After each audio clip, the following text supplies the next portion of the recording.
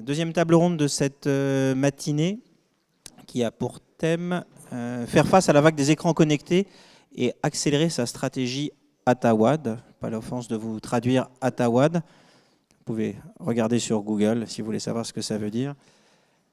Moi, je vous le dis quand même, hein, parce que la première fois que je l'ai entendu, je ne savais pas. Ça veut dire anytime, anywhere, any device. Donc en fait, on va parler de la multiplication des écrans connectés. Quel impact ça a sur la stratégie des acteurs du monde des médias? Médiamétrie a recueilli pour nous en fait quelques données chiffrées qui montrent bien l'évolution du foyer numérique dans ce 21e siècle. Multiplication des écrans. On a en gros, on va en reparler dans quelques instants avec Bruno, mais de plus en plus d'écrans, de plus en plus connectés, qu'on utilise de plus en plus souvent pour faire de plus en plus de choses et en parallèle. Tout ça a bien sûr un impact sur la stratégie des géants et des startups dans le monde des médias. Et ça a aussi un impact sur Médiamétrie qui doit mesurer, puisque pour bien valoriser, il faut aussi commencer par bien mesurer. Pour cadrer un petit peu le débat, je crois que je vais commencer par poser quelques questions à Bruno pour essayer d'avoir quelques éléments justement sur les chiffres qui viennent de défiler devant nous, pour bien comprendre quelle est la situation de départ.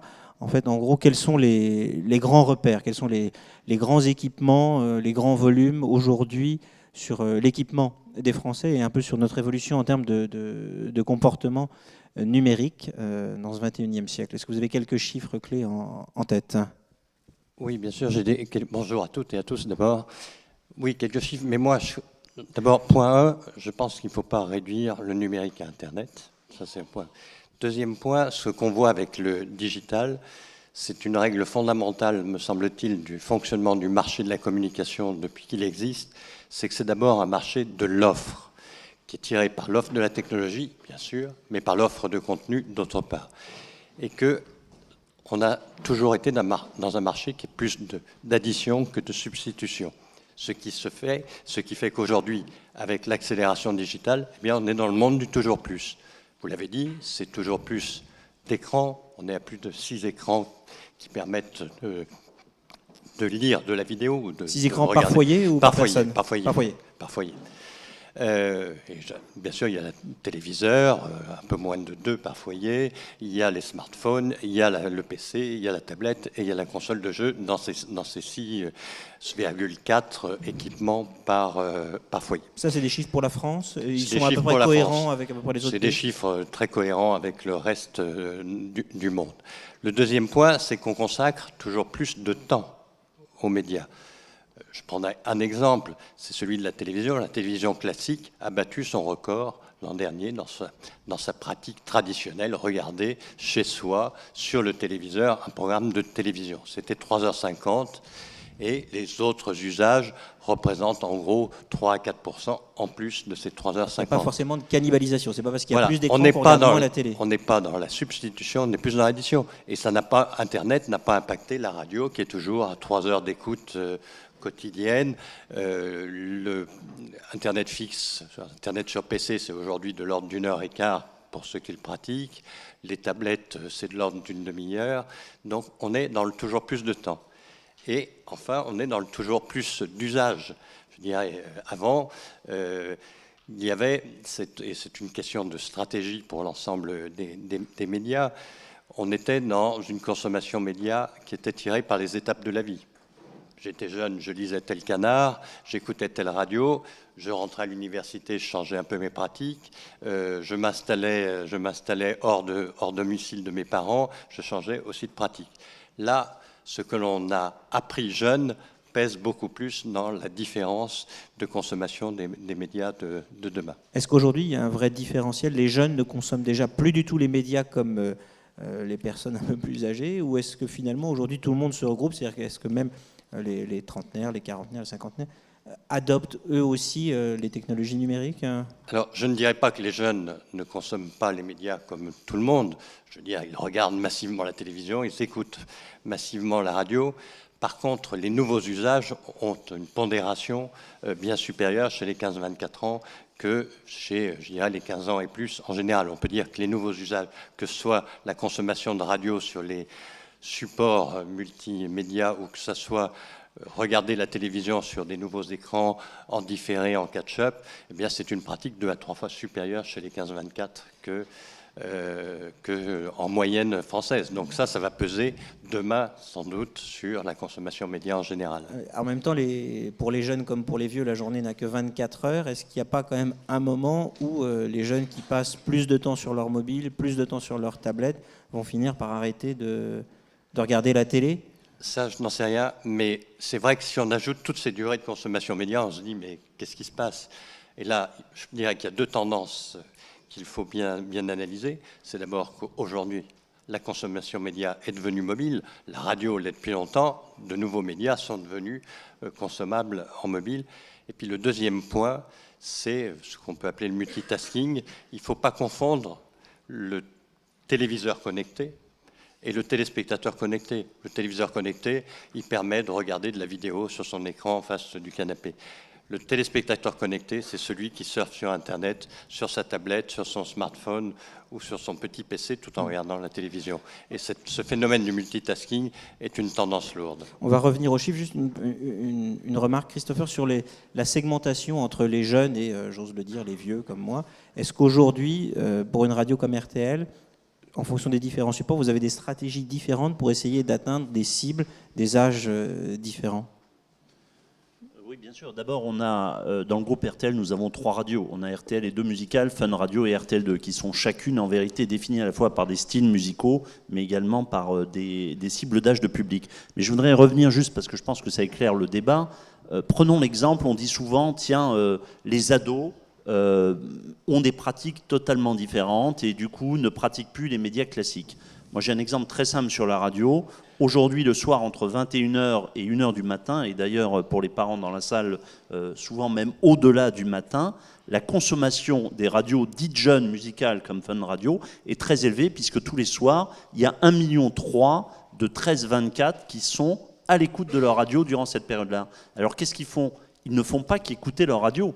Ils font évidemment énormément de réseaux sociaux entre eux. Mais par ailleurs, ils écoutent la radio. Ce qui est d'ailleurs, on y reviendra peut-être, une des forces de la radio, c'est que la radio n'a jamais été mono-usage. On peut toujours, c'est un média qui est aussi un média de complément, on peut faire plein de choses en écoutant la radio. Ce qui est un peu nouveau d'ailleurs pour la télé, parce que la pratique aussi de la social TV, de la tablette à côté, fait que peut-être de plus en plus, bon, avant les gens officiellement regardaient la télévision CF Médiamétrie, mais en vérité pouvaient éventuellement faire d'autres choses en regardant la télévision, lire un programme télé ou d'autres choses, voire discuter, ça peut aussi arriver. Là, évidemment, on voit bien que le temps en partie d'usage sur les tablettes face à la télévision, c'est un temps qui se fait en juxtaposition, comme le disait Bruno, parce que si on agglomère tous ces durées d'usage, on voit bien qu'il manque des heures dans la journée. Bruno, juste, on voit bien, Christopher citait tout de suite des chiffres, 1,3 million. Voilà. Est-ce que dans cet univers multiconnecté, multitablette, vous arrivez encore à suivre un peu cette évolution des chiffres, ou est-ce que c'est un peu au pifomètre, hein ? Pas du tout au pifomètre, et toujours avec plus de précision. Non, je me rappelle, il y a 2 ou 3 ans, il y avait un colloque sur est-ce que la mesure d'audience va encore avoir une place dans l'écosystème demain. Je ne vous étonnerai pas en répondant que notre réponse à nous, elle est oui. Et hier, j'entendais Laurent Soli dans une conférence sur Facebook montrer toute l'attention qu'il portait à la mesure d'audience. Carlo Dassaro, de même. Donc, je veux dire... Oui, sur Internet, on voit bien qu'on peut mesurer facilement, mais dans cet univers qui est plus large que simplement l'Internet. Sur Internet, on mesure beaucoup, on ne mesure pas forcément facilement. Mais je pense que aujourd'hui, la mesure d'audience, elle a 2 usages. Un usage éditorial et un usage de monétisation. L'usage éditorial, moi, je ne connais personne dans le monde de la production, de la programmation, qui n'ait pas envie de connaître le public qui a regardé, lu, vu son œuvre. Et ce que permet la mesure d'audience, c'est de suivre ce public, de suivre des individus. Ce n'est pas simplement des écrans allumés ou éteints, c'est qui a regardé l'émission, qui a écouté tel programme. Et d'ailleurs, ce n'est pas que de la part marché ou du quantitatif, c'est que si ce que nous savons, je sais si la personne a regardé l'émission du début jusqu'à la fin, si en plus elle y revient toutes les semaines, on n'est pas loin de passer du quantitatif au qualitatif, de l'audience à la satisfaction. Et si j'ajoute à ça des traitements de ce qui se passe sur les réseaux sociaux en même temps qu'il y a un programme de télévision, j'ajoute encore un degré d'analyse. Donc je pense que la mesure d'audience, elle est nécessaire aussi pour l'éditeur et bien sûr pour la monétisation, parce qu'on a besoin pas simplement de savoir, de faire du dénombrement, de savoir si un message est potentiellement vu, on veut savoir s'il est effectivement lu. Et donc ça, c'est le boulot. Vous voulez passer d'un boulot plus quantitatif à un boulot plus qualitatif. Pas uniquement, parce qu'on a toujours besoin de chiffres, mais l'interprétation peut être davantage qualitative. Par contre, bien sûr, mais peut-être qu'on y reviendra, il faut que nos méthodes évoluent pour mieux rendre compte de ces pratiques anytime, anywhere, any device. Christopher, justement, sur ce point, est-ce que vous faites confiance aux chiffres de Médiamétrie, qui vous placent souvent parmi les premières radios de France, même si je sais... Non, mais je fais toujours confiance aux chiffres radio de Médiamétrie, quel que soit notre classement. Ça me distingue peut-être parfois de certains de mes confrères. Mais ceci étant dit, là, vraiment, sur cette question de la mesure de l'audience, il y a deux enjeux, je trouve, Bruno l'a dit, qui sont très importants aujourd'hui pour tout le monde. Et là, je vais peut-être parfois à l'inverse de certaines idées reçues. La première, c'est que la mesure de Médiamétrie, notamment sur la télévision, serait quantitative. Et donc, il faudrait, pour certains groupes publics, par exemple, trouver des calimètres. Enfin, Bruno vient de le dire très simplement. Quand un public reste du début à la fin d'une émission et éventuellement revient la semaine prochaine pour la même émission, je pense qu'on n'a pas besoin d'un calimètre. Je pense qu'à travers la quantité, on voit très bien que la qualité doit être là, sinon le public, ou alors c'est supposé que le public est stupide et a mauvais goût. Deuxième point qui est extrêmement frappant, et vos débats ont déjà dû l'évoquer, on voit aux États-Unis et en France commence à s'imposer cette idée qui, à mon avis, n'est pas du tout une évidence, qu'en gros, la valeur d'un programme télévision, y compris pour un annonceur, serait fonction de l'engagement, c'est-à-dire de ce qui se passerait parallèlement sur les réseaux sociaux sur ce programme. Ça semble évident, c'est en vérité un peu contre-intuitif, puisque si les gens passent leur temps sur le second écran et à faire du réseau social, c'est qu'ils regardent a priori moins le programme de télé. Or, il y a un certain nombre d'acteurs qui aujourd'hui ont intérêt pour des raisons économiques, parce qu'ils veulent, on le sait bien, prendre une partie de la galette, entre guillemets, de la pub média classique et de la pub télé, laisser entendre de façon forte, de façon scientifique et de façon un peu idéologique, que quelque part, la valeur d'un programme, y compris pour un annonceur, tiendrait au niveau de l'échange social qui aurait lieu durant ce programme. Encore une fois, ce n'est pas une évidence biblique, loin de là. On peut penser que quelqu'un qui échange peu sur les réseaux sociaux durant le programme, c'est peut-être aussi parce qu'il regarde peut-être beaucoup le programme. Pour vous, c'est potentiellement dangereux. Pourquoi ? Parce que si de la valeur publicitaire se déplace sur les réseaux sociaux, le risque, c'est que ce soit Facebook, Google, Twitter et d'autres qui captent ces revenus publicitaires. Vous n'arriverez pas à monétiser l'audience sociale que vous générez via vos propres programmes, hein ? On peut aussi, mais les mieux placés, c'est évidemment les géants des réseaux sociaux. Est-ce que les géants des réseaux sociaux comptent sur leur propre compteur, ou est-ce qu'ils passent aussi par vous pour essayer de savoir ce qui se passe un petit peu dans ce monde plus large des radios, des télévisions, ou est-ce que finalement ils vivent dans un univers assez fermé ? Non, ils sont bien sûr parmi nos grands clients. Je voudrais revenir sur le point réseaux sociaux, et on va parler essentiellement social TV et TV. Moi, social radio. Nous avons fait, et Christopher le sait, une étude assez approfondie sur le lien qu'il y a, je dirais, entre le monde de la télévision et la communication sur les réseaux sociaux, social télé. Et si l'on voit effectivement quelques indices d'un lien entre l'audience et le nombre de tweets, par exemple, il faut à ce stade être encore réservé sur des algorithmes scientifiques qui nous permettraient de faire des prévisions fondées avec, je dirais, la fiabilité d'une étiquette type Médiamétrie. Ce qu'on voit, c'est que le débat social, eh bien, il se fait dans les émissions où il y a, je ne dirais pas conflit, mais où il y a opposition. Le tweet, il accompagne le débat politique, il accompagne les règles sportives et bien sûr un certain nombre d'émissions de télé-réalité ou d'entertainment qui passent sur des classements ou sur des éliminations. Tout ne sera pas social. Je n'en sais rien. On est à l'aube de cela et il faut se garder de conclusions hâtives. Dans cet univers, avec de plus en plus d'objets connectés, est-ce que la radio risque pas finalement de perdre un petit peu en influence ? Parce que plus d'objets connectés, c'est aussi plus de concurrence. On disait que l'usage de la télé ne chute pas. Mais est-ce que la radio risque pas à la fois sur son business model et sur son audience quand même de finir par être un petit peu cannibalisée ou marginalisée par le boom de tous ces écrans connectés? Alors, à l'instant T où je parle, la réponse objective, CF chiffre de médiamétrie, est non, puisque si on regarde au cours des 3 dernières années, en moyenne, la radio a plutôt gagné autour de 1 million d'auditeurs supplémentaires. Mais du coup, je me suis reposé comme David, je me suis dit, tiens, Atawad, c'est pas le terme qu'on connaît le mieux. Donc je me suis dit, c'est quoi Atawad? Et je me suis dit, ça fait un peu penser à Atari, c'est presque un terme qui date un peu. Et je me suis dit, la radio était sûrement, effectivement, le média Atawad depuis très longtemps. Bruno rappelait qu'on a 6 écrans aujourd'hui chez soi. On a aussi 6 postes de radio. C'est-à-dire, durant longtemps, on n'avait pas 6 écrans, mais on en avait un. Mais en revanche, on avait 6 postes de radio, ce qui est toujours le cas aujourd'hui, entre sa voiture, son domicile, sa chaîne IFI, etc. Mais derrière ça, la radio a été longtemps le média, effectivement, Atawad. C'est-à-dire que la radio, on pouvait l'écouter partout, elle était le média le plus mobile. On pouvait même jardiner dans son jardin en ayant son transistor et en écoutant, par exemple, les grosses têtes. Aujourd'hui, bonne et mauvaise nouvelle. Mauvaise nouvelle, la radio a des concurrents aujourd'hui dans l'Atawad, à commencer par la télévision. J'avais eu le privilège et l'honneur, il y a plus de 10 ans, au moment du passage en l'an 2000, les Échos avaient demandé à quelques personnes par secteur d'écrire des papiers sur comment ils voyaient les 10 ans à venir. Et j'avais dit à l'époque, ce truc qui est énorme, qui a un fil à la patte, qui est dans le salon et qui s'appelle une télévision, et qu'à l'époque, les gens regardaient un peu plus de 3 heures par jour.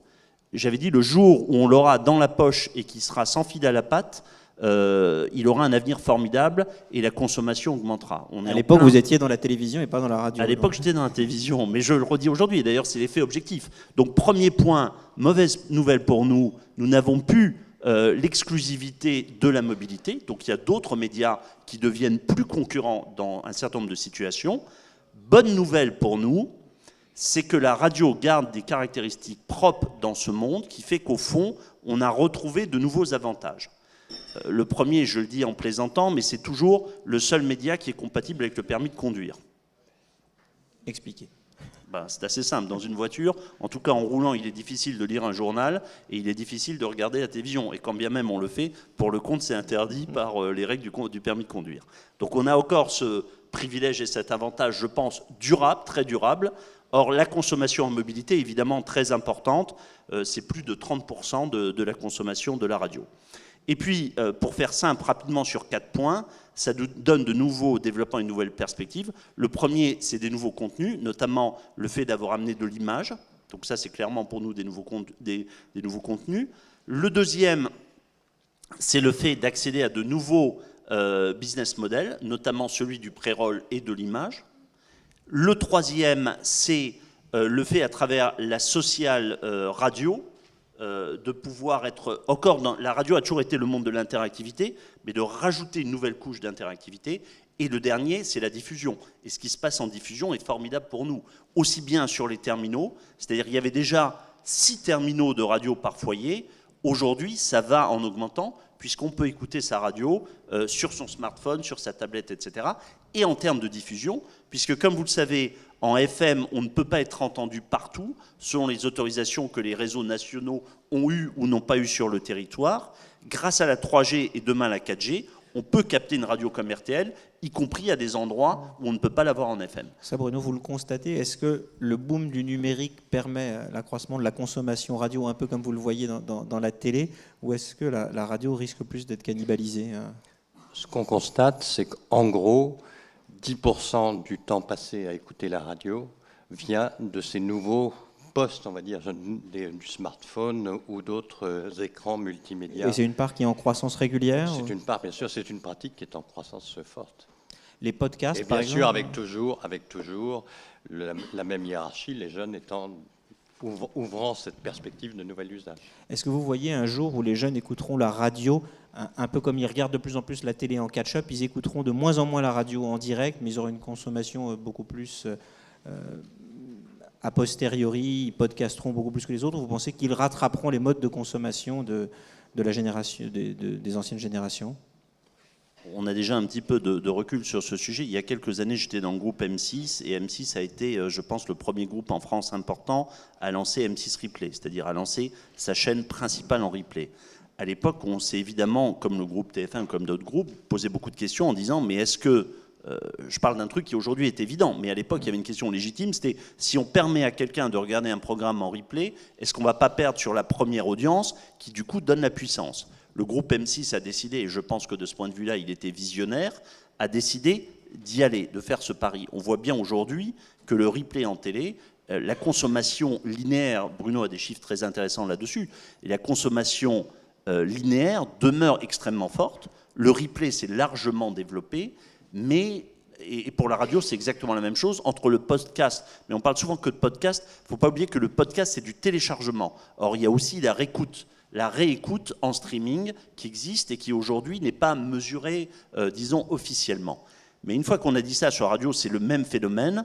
Alors après, selon les générations, ça bouge et il y a davantage, mais je crois que globalement, quelles que soient les générations, il reste une particularité du média, c'est que c'est plus facile. C'est-à-dire qu'il choisit pour vous, et donc vous êtes sur une forme moins active, et je pense que du coup, le linéarisé a encore de belles années devant. Est-ce que vous arrivez à valoriser ces nouveaux supports, ces nouveaux modes de diffusion? On fera peut-être un point spécifique sur la vidéo, mais ne serait-ce que sur les podcasts ou sur le streaming. Est-ce que vous arrivez à réinjecter une forme de publicité ou est-ce que ça fait zapper plus vite l'auditeur? Sur la publicité. Sur la publicité, est-ce que vous arrivez à valoriser ces nouveaux modes de diffusion? Oui, bien sûr qu'on arrive à les valoriser, mais il y a une particularité dans ce monde Internet aujourd'hui, c'est qu'on fait toujours, j'allais dire, la course à la valeur. C'est-à-dire que à un moment donné, le display apparaissait comme un pendant de la publicité classique, et tout le monde pensait qu'en développant nos modèles, pour nous c'est assez facile la radio, parce qu'à la différence de la presse écrite, on a un modèle purement gratuit.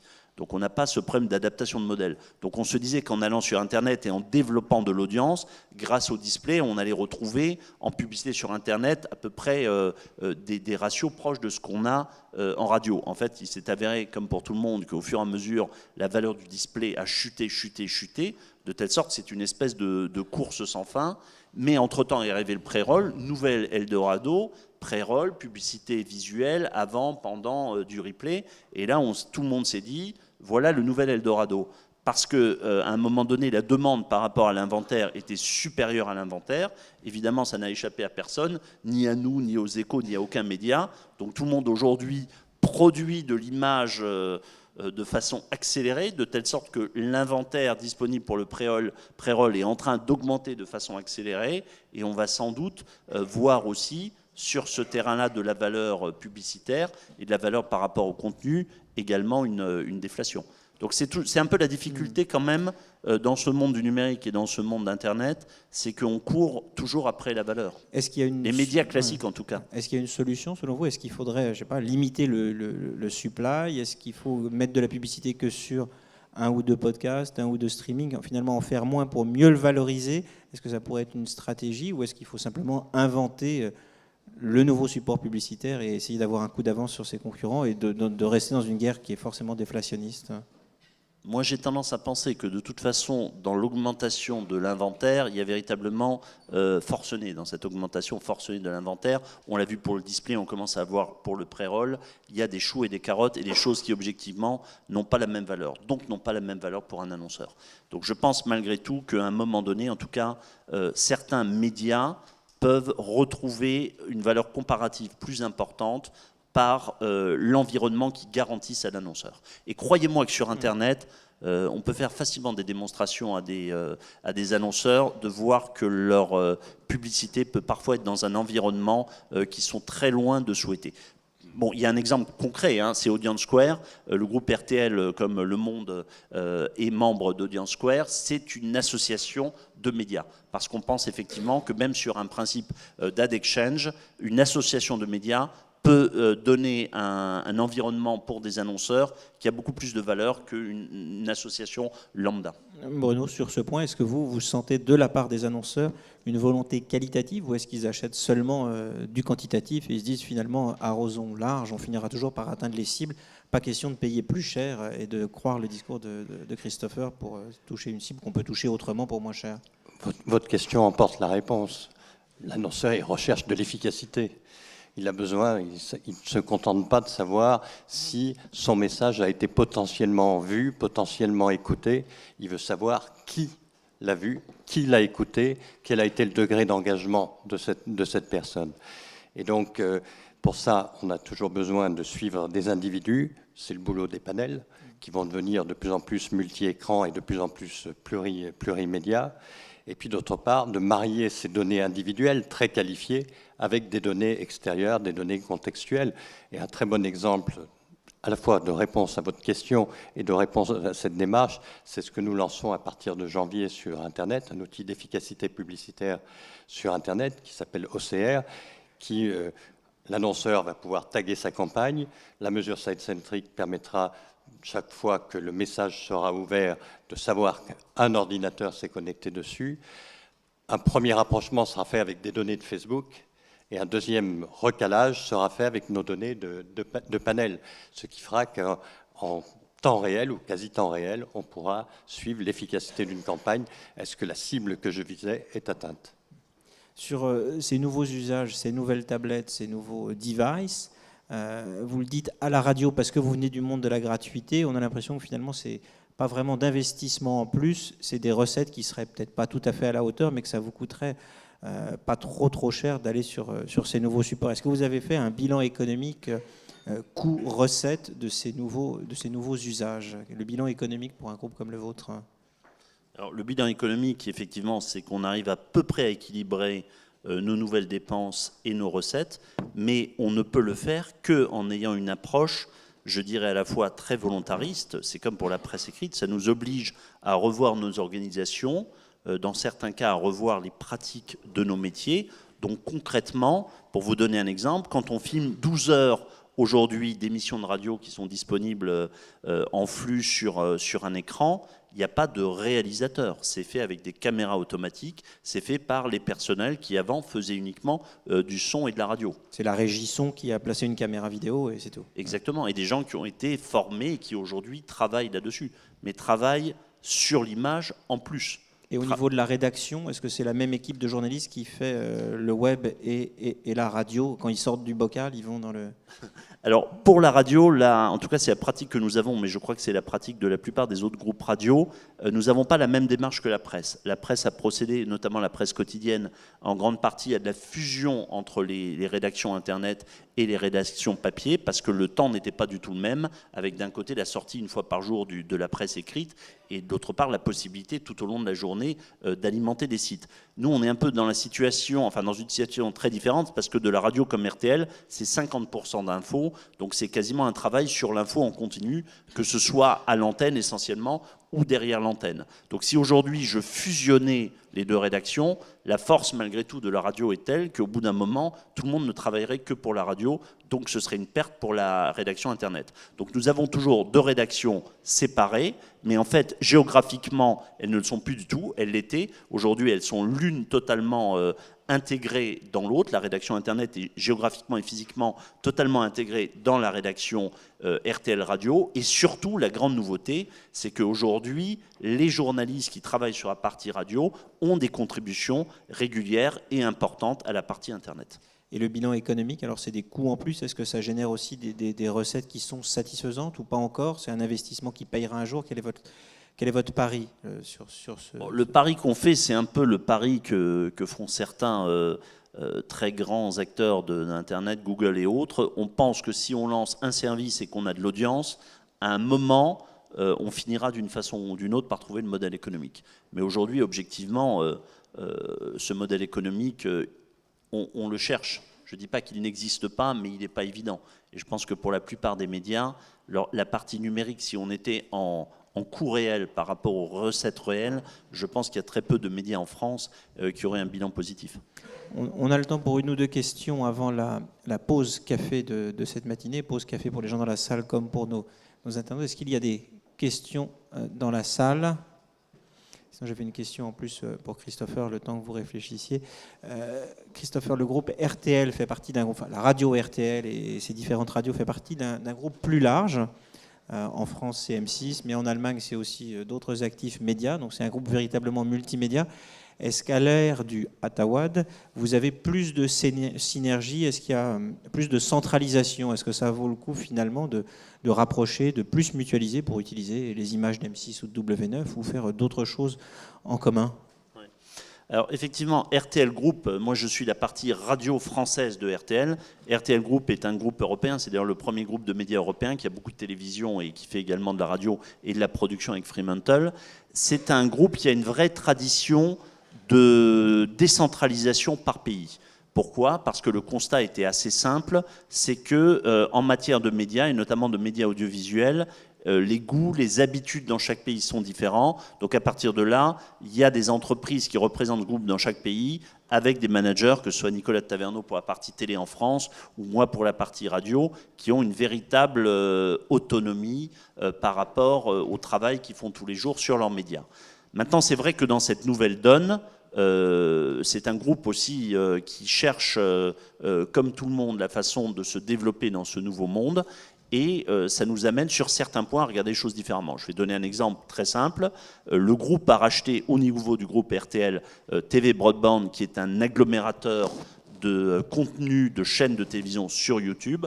Donc typiquement, dans ce type d'investissement, de rachat et de développement, nous serons amenés, si nous développons des chaînes ou des projets sur YouTube, sans doute à recourir à cette structure. Mais sur les images, vous n'utilisez pas spécialement des images du groupe M6 pour enrichir votre offre vidéo sur vos sites?